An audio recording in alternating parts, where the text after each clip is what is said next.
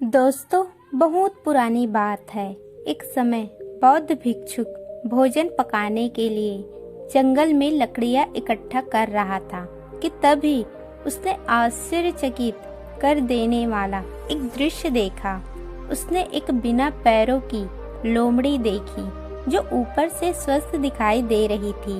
वह सोचने लगा कि आखिर इस हालत में ये लोमड़ी जिंदा कैसे है, इसके तो पैर ही नहीं हैं। फिर यह अपना भोजन कैसे जुटा पाती होगी। वे अपने विचारों पर खोया हुआ था कि अचानक किसी बड़े जानवर की आहट मिलने लगी। उसने देखा कि जंगल का राजा शेर उस तरफ आ रहा था। शेर को आता देख भिक्षुक जल्दी से एक पेड़ पर चढ़ गया और पेड़ पर बैठकर शेर की हरकत को देखने लगा।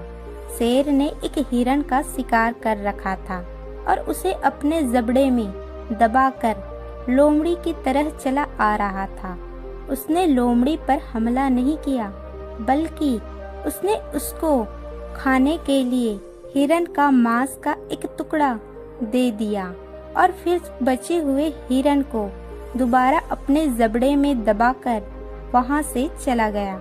भिक्षुक को यह देखकर और भी आश्चर्य हुआ कि शेर लोमड़ी को मारने के बजाय उसे भोजन दे रहा है। भिक्षुक मन ही मन बुदबुदाया। उसे अपने आंखों पर भरोसा ही नहीं हो पा रहा था, इसलिए वह अगले दिन फिर उसी पेड़ पर आकर बैठ गया। और आज भी वैसा ही हुआ।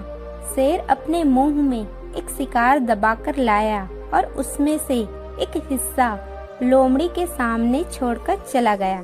भिक्षुक ने सोचा कि भगवान के होने का इससे बड़ा प्रमाण और क्या हो सकता है। वह जिसे पैदा करता है उसके भोजन का इंतजाम भी करता है। उसने निश्चय किया कि आज से इस लोमड़ी की तरह मैं भी ऊपर वाले की दया पर जीऊंगा। वही मेरे भोजन का व्यवस्था करेगा। यही सोचकर मैं एक वीरान जगह पर जाकर बैठ गया। पहला दिन बीता, कोई नहीं आया। दूसरे दिन कुछ लोग आए, पर किसी ने भिक्षुक की ओर देखा नहीं।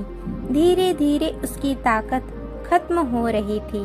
कुछ दिनों में वह इतना कमजोर हो गया कि वह चल भी नहीं पा रहा था। तभी एक दिन एक महात्मा वहां से गुजरे तो उनकी नजर उस भिक्षुक पर पड़ी। वह एक पत्थर पर पलटी मारे बैठा हुआ था। भिक्षुक का पूरा शरीर सूख गया था।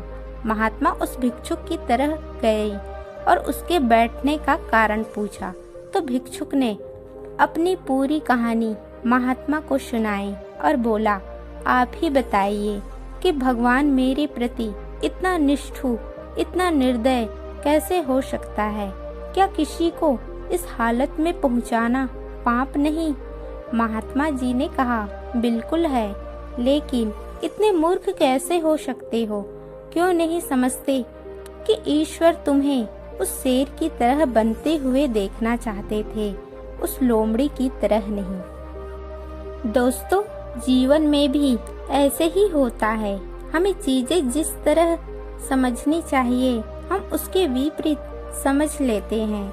हम अक्सर घटनाओं को अपनी सहूलियत, अपने फायदे की तरह समझते हैं। एक ही बात का अर्थ दो लोग अपने जरूरत से अलग अलग निकाल सकते हैं। हम इंसान अक्सर ऐसी बातों पर, घटनाओं को जल्दी सच मान लेते हैं जो हमारे पुराने विचारों से मेल खाती है, और अंदर से हमेशा ऐसी घटनाओं, तथ्यों और चीजों की खोज में रहते हैं जो हमारी मान्यता को सही साबित करती है। ज्यादातर लोग अपने आलस्य की वजह से ऐसे कामों को चुनते हैं जहां उन्हें कम से कम मेहनत करना पड़े, लेकिन फिर ऐसे लोग अपनी क्षमताओं का सही उपयोग नहीं कर पाते। ऐसे लोग की सपने तो बड़े होते हैं, लेकिन वह अपने आलस्य और काम चोरी की वजह से कभी भी पाने के लिए उचित परिश्रम नहीं कर पाते। दोस्तों, सफल होना यह एक चुनाव है। अपने आलस्य को त्याग, अपने सपनों के लिए मेहनत करना एक चुनाव है।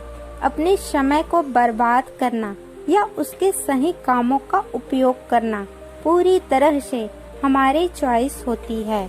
हम हर रोज अपने लिए क्या चुनते हैं, सब कुछ इसी पर निर्भर करती है।